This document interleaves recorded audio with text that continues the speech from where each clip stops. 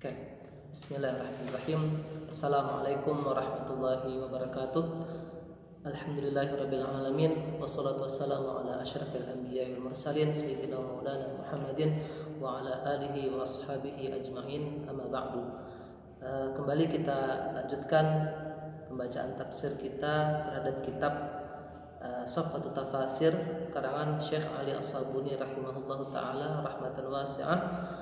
Kita sampai pada firman Allah Ta'ala yang berbunyi Innas safa wal marwata min sya'airillah, atau surah Al-Baqarah ayat 158 sampai 162. Jadi yang akan kita baca dalam pertemuan ini adalah firman tafsir dari firman Allah Ta'ala atau penjelasan dari firman Allah Ta'ala yang dari ayat surah Al-Baqarah ayat 158 sampai 162. Nah, sebagaimana biasa, pengarang kitab memulai dengan menyebutkan korelasi atau bahasa dalam kitab ini. Beliau mengatakan al-munasabah. Kita baca Bismillahirrahmanirrahim. Qala al-muallif rahimahullahu taala wa nafa'ana bihi wa bi 'ulumihi fid dharain amin. Ila al-qal, sampai pengarang kitab mengatakan al-munasabah, korelasi antara ayat sebelumnya yang kita baca dengan ayat yang akan kita baca dalam pertemuan ini. Lamma amara ta'ala bi dzikrihi wa syukrihi wa da'al mu'minina ila isti'anati bis sabri was salah. Manakala pada ayat sebelumnya Allah Subhanahu wa taala mengajak, memerintahkan umatnya, memerintahkan orang-orang beriman untuk zikir kepadanya serta bersyukur kepadanya. Nah, serta Allah juga pada ayat sebelumnya mengajak atau menyuruh orang-orang yang beriman untuk menjadikan salat dan sabar sebagai penolong dalam urusan-urusan mereka di dunia ataupun di akhirat. Nah, maka aqaba dzalika bi bayani ahammiyatil haji wa annahu min sya'airi dinillah. Allah lanjutkan pembahasan itu dengan apa? Dengan menjelaskan pentingnya haji, pentingnya urusan melaksanakan haji. Dan Allah juga menjelaskan dalam ayat yang akan kita baca ini, annahu min sya'airi dinillah, bahwasanya perkara haji itu termasuk di antara syiar. Apa itu syiar? Lambang atau ikon atau simbol dari agamanya Allah, yaitu agama Islam. Summa nabbaha ta'ala ala wujubi nashril ilmi wa adami kitmanihi. Kemudian dalam ayat yang akan kita baca ini juga Allah Subhanahu wa taala memperingatkan kepada kita semua pentingnya apa? Pentingnya menyampaikan ilmu, menyebarkan ilmu, dan Allah melarang kita untuk menyembunyikan atau menutup-nutupi ilmu. Nah, wa dzakara, dan Allah dalam ayat yang akan kita baca ini menyebutkan apa? Khatara kitmani ma anzalallahu minal bayyinati wal huda. Allah menjelaskan, menyebutkan bahaya menyembunyikan apa yang Allah turunkan, baik berupa bayinat ataupun huda, baik berupa keterangan-keterangan di dalam Al-Qur'an, dalam hadis, ataupun segala petunjuk yang telah disampaikan oleh Rasulullah sallallahu alaihi wasallam.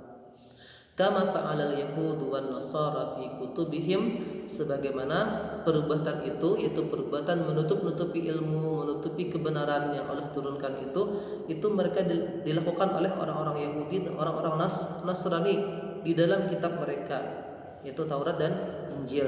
Nah, gara-gara itu fastahaqqul la'nata wal ghadaba wad damar, maka gara-gara mereka menutupi kebenaran itu, mereka berhak untuk mendapatkan laknat, kemurkaan serta kebinasaan dari Allah Subhanahu wa taala.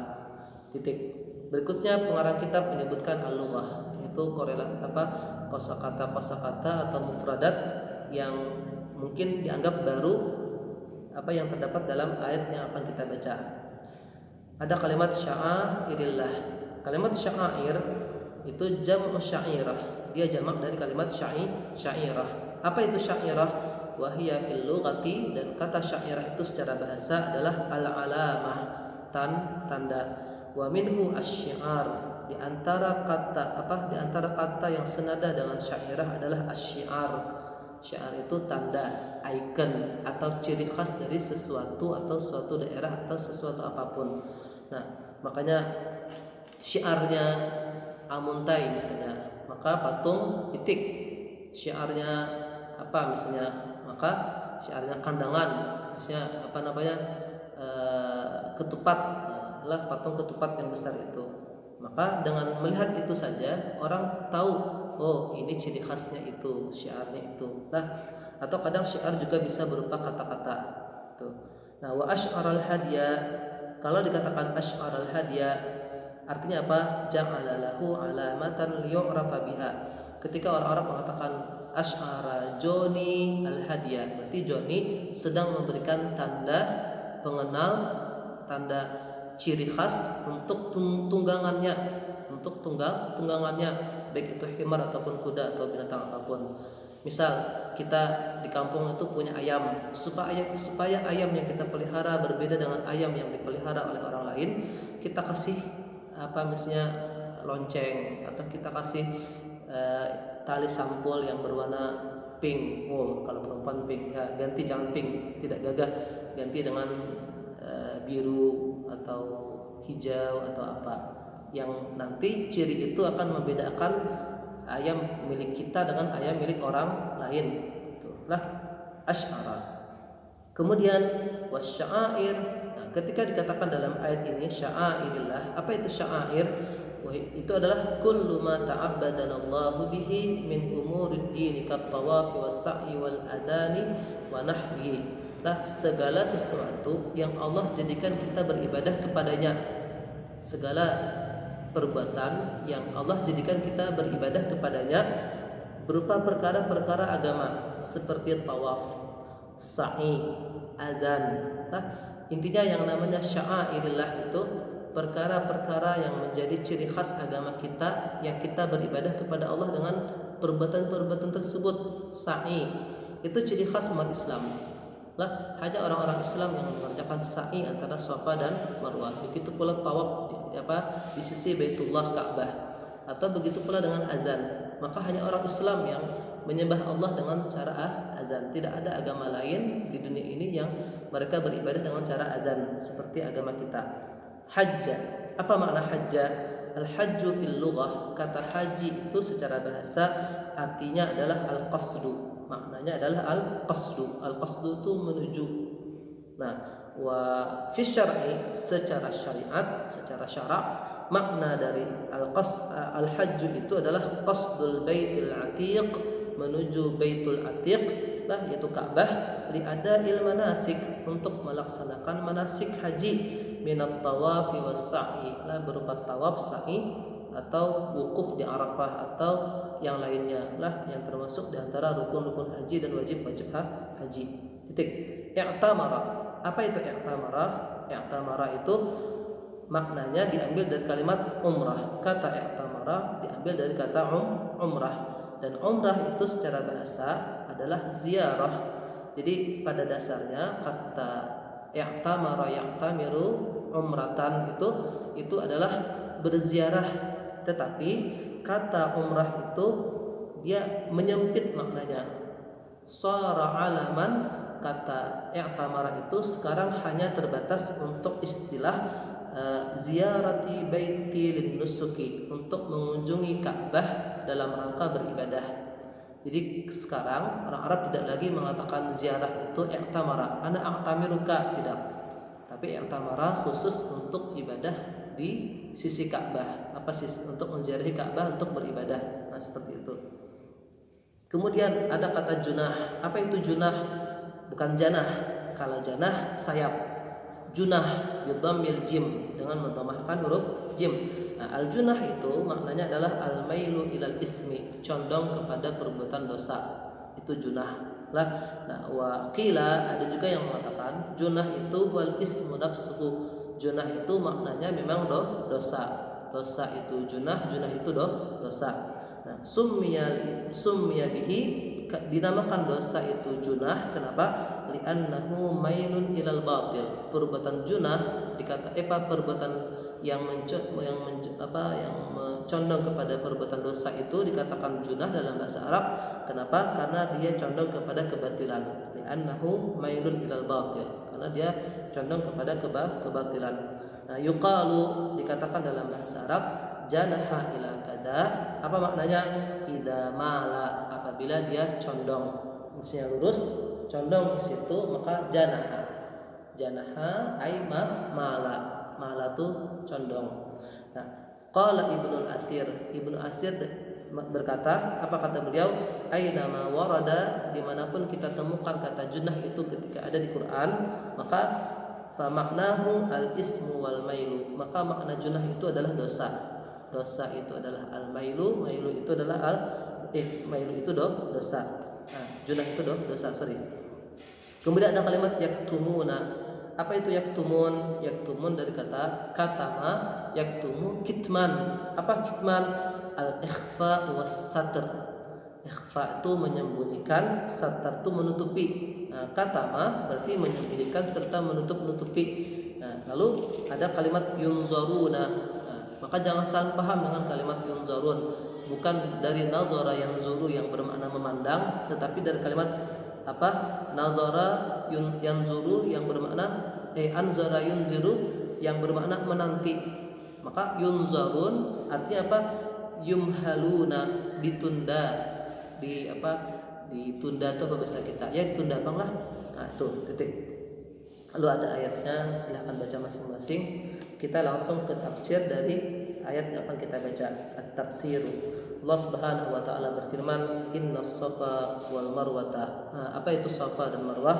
Safa marwah itu adalah ismun li jabalaini bi maqrabatin minal baitil haram. Safa dan marwah itu adalah nama untuk dua buah gunung yang dekat dengan Baitul Haram, yang dekat dengan Masjidil Haram. Nah, Safa Marwah itu min sya'airillah, keduanya adalah termasuk di antara syiar-syiar agama Allah.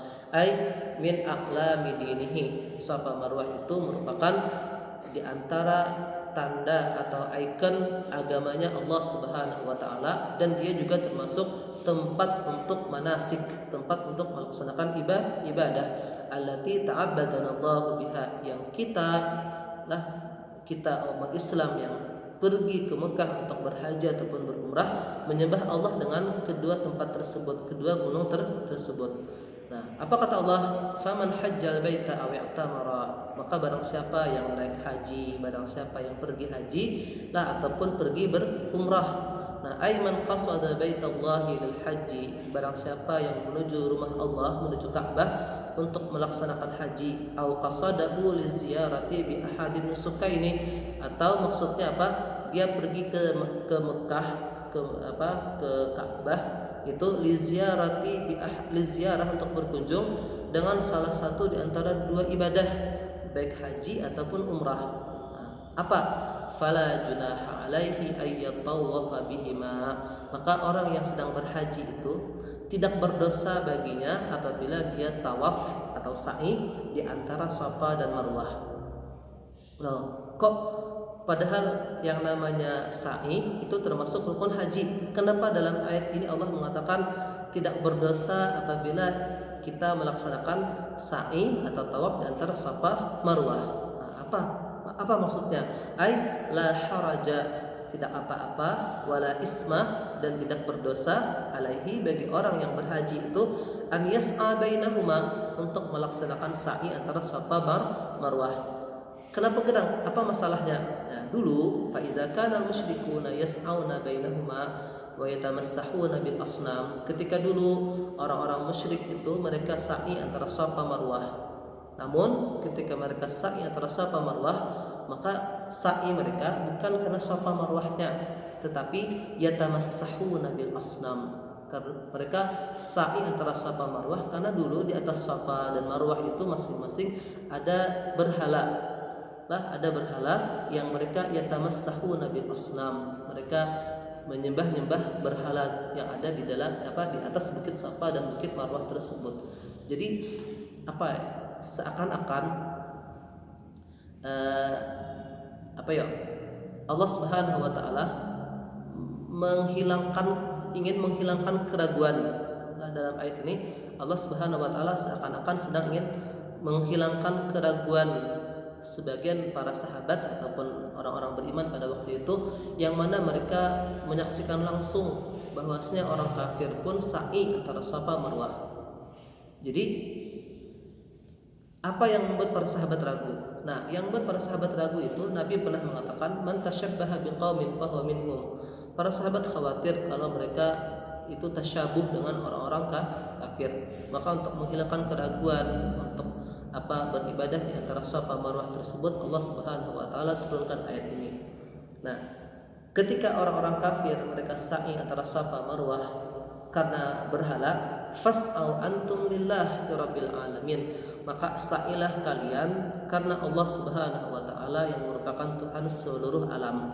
Wala tatrukut tawafa bainahuma khasyatat tasyabbuhi bil musyrikin, dan janganlah kamu tinggalkan tawaf atau sa'i antara Safa Marwah karena takut dianggap mirip, dianggap serupa dengan orang-orang musyrik. Wa man tatawwa khaira, Allah Subhanahu wa taala lalu katakan, barang siapa yang bertatawwu dengan suatu kebaikan. Apa maksudnya? Ay man tatawwa bil haji wal umrati ba'da qada'i hajjatihi al mafrudati alaihi aw fa'ala khairan fardan kana aw naflan. Nah, barang siapa yang mengerjakan haji ataupun umrah yang sunat, tatawwu itu sunat lah, setelah apa? Setelah dia menyelesaikan hajinya yang wajib. Di kita umat Islam itu bagi yang mampu dia wajib hanya sekali untuk melaksanakan haji. Nah, dia wajib sekali dia wajib untuk melaksanakan haji sekali aja, bukan berkali-kali. Nah, maka haji berikutnya itu adalah haji yang sunat, haji tatawwu. Nah, maka barang siapa yang mampu melaksanakan haji yang sunat, begitu pula umrah yang sunat setelah dia selesai pernah sekali mengerjakan haji dan umrah, atau dia mengerjakan berbagai macam kebaikan, baik kewajiban itu kewajiban yang fardu ataupun kewajiban yang sunat, maka apa yang terjadi? Fa innallaha syakirun alim, maka sesungguhnya Allah Subhanahu wa taala berterima kasih kepadanya dan Maha mengetahui dengan apa yang dia kerjakan. Innahu subhanahu, sesungguhnya Allah Subhanahu wa taala berterima kasih kepadanya atas ketaatannya tersebut, dan ketika Allah telah berterima kasih, bersyukur kepadanya, mujazihi 'alaiha khairal jaza, Allah Subhanahu wa taala akan membalasnya lah atas kebaikan tersebut, atas ketaatannya tersebut dengan apa? Dengan khairal jaza, dengan sebaik-baik balasan. Kenapa? Li'annahu, karena Allah Subhanahu wa taala alimun bikulli ma yasduru min ibadihi minal a'mal. Allah Maha tahu, Maha mengetahui dengan segala apapun yang bersumber dari hamba-hambanya berupa amalan-amalan, perbuatan-perbuatan mereka. Nah, ketika Allah Maha tahu dengan perbuatan kita, fala yadhi'u indahu ajrul muhsinin, maka tidak akan hilang di sisi Allah pahala orang-orang yang berbuat baik. Titik. Kemudian Allah Subhanahu wa taala lanjutkan dengan mengatakan, innal ladzina yaktumuna ma anzalna minal bayyinati wal huda, sesungguhnya kata Allah, orang-orang yang mereka menutupi apa-apa yang kami turunkan, baik berupa bayyinat dan huda, baik berupa keterangan dan petunjuk, ay yukhfuna ma anzalna minal ayatil bayyinat, mereka menyembunyikan, mereka menutup-nutupi apa-apa yang kami turunkan berupa ayat-ayat yang bayyinat, yang menjelaskan berbagai macam hukum, wadalailal wadihat, serta dalil-dalil yang nampak, yang sangat jelas, allati tadullu ala sidqi Muhammad, yang mana ayat-ayat tersebut, dalil-dalil tersebut yang ada dalam Taurat dan Injil itu menunjukkan atas benarnya Rasulullah SAW dalam dakwah beliau. Nah, jadi padahal dalam kitabnya orang-orang kafir, dalam kitabnya orang-orang Yahudi dan orang Nasrani itu sudah ada ayat atau chapter-chapter yang berbicara tentang Nabi Muhammad, yang membenarkan dakwahnya Nabi Muhammad. Tetapi ayat-ayat tersebut, chapter-chapter tersebut ditutup-tutupi, disembunyikan oleh para pendeta-pendeta Yahudi, sehingga orang-orang awamnya tidak tahu lagi keberadaan ayat-ayat tersebut. Dan akhirnya apa? Mereka tidak ada yang beriman kepada Rasul, karena mereka tidak membaca isi sepenuhnya dari Taurat yang diturunkan kepada mereka. Bukan seluruh orang Yahudi yang berkhianat, tetapi para pendetanya yang berkhianat. Akhirnya orang-orang awamnya pun itu ikut-ikutan dengan para pendetanya tanpa mereka tahu kebenaran yang sebenarnya. Begitu pula Yahudi Kristen, seperti itu. Nah, jadi kitab-kitab Yahudi, kitab-kitab Nasrani berupa Taurat dan Injil itu telah mengalami perubahan, telah mengalami distorsi, setelah mengalami pemalsuan, penambahan ataupun pengurangan. Tidak seperti kitab kita yaitu Al-Quran yang turun kepada Nabi terjaga sampai sekarang tanpa ada penambahan, tanpa ada pengurangan sedikit pun. Terus kita sampai mana? Sampai mim ba'di ma bayyanahu lin-nasi fil kitab. Setelah kami jelaskan dalil-dalil tersebut, ciri-ciri Nabi Muhammad tersebut di dalam kitab, itu di dalam Taurat ataupun Injil. Ai mim ba'di tawdihihi lahum fit Taurati au fi al-kutubis samawiyati. Setelah kami jelaskan, setelah dijelaskannya kepada mereka ciri-ciri Nabi Muhammad tersebut baik di dalam Taurat ataupun dalam kitab-kitab samawi, sebagaimana Allah katakan dalam ayat lain, alladzi yajidunahu maktuban indahum fit Taurati wal Injil. Seseorang yang mereka dapati dirinya tertulis di sisi mereka di dalam Taurat dan Injil. Siapa itu? Itu Nabi Muhammad sallallahu alaihi wasallam. Maka apa hukuman untuk mereka yang menutup-nutupi keterangan yang ada dalam Taurat ataupun Injil itu tentang Nabi Muhammad? Maka ulaika yal'anuhumullah wa yal'anuhumul la'inun. Maka mereka itu adalah orang-orang yang dilaknat oleh Allah Subhanahu wa taala, dan mereka dilaknat oleh semua yang bisa melaknat.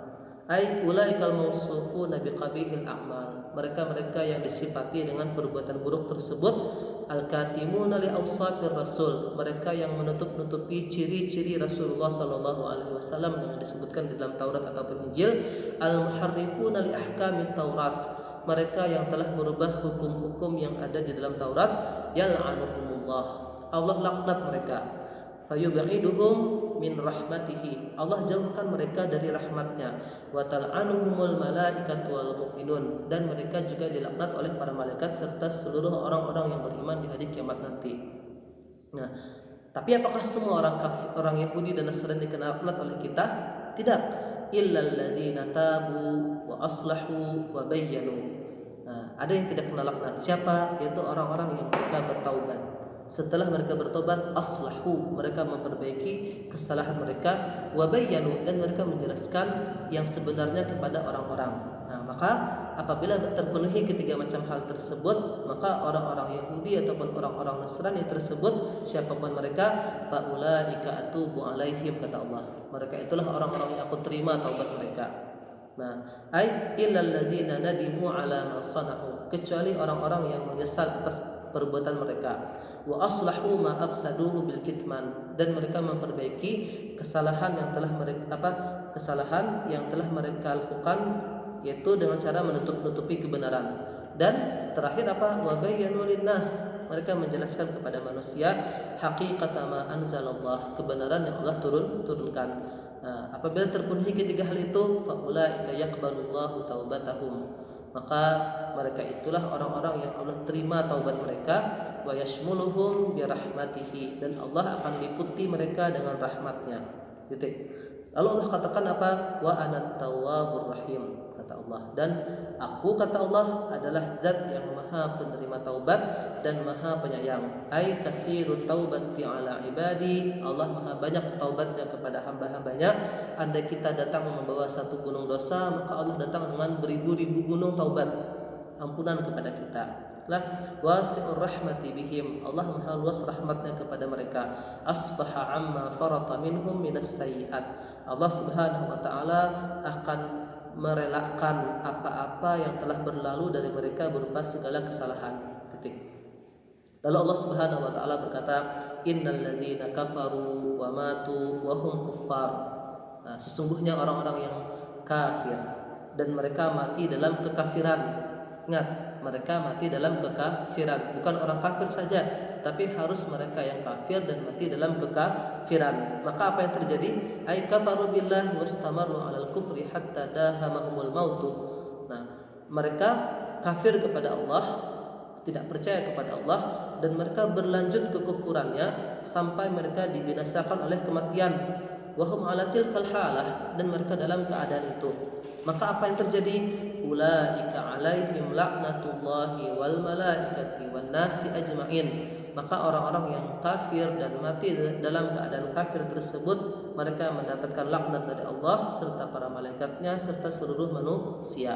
Ay yal'anuhumullahu wa malaikatu wa ahlul ardi jami'a. Mereka dilaknat oleh Allah serta semua malaikatnya serta seluruh penduduk bumi. Hatta al-kuffar, bahkan orang-orang kafir pun, fa innahum yaumal qiyamati yal'anu ba'duhum ba'da. Maka orang kafir pun di hari kiamat nanti mereka akan saling laknat satu sama lain. Yang satu menyalahkan yang satu, yang satunya lagi menyalahkan yang lain. Seperti itu. Nah, kemudian khalidina fiha, ketika orang-orang kafir masuk ke dalam neraka, mereka kekal selamanya di dalam neraka tersebut. Ay khalidina finnar, mereka kekal di dalam neraka.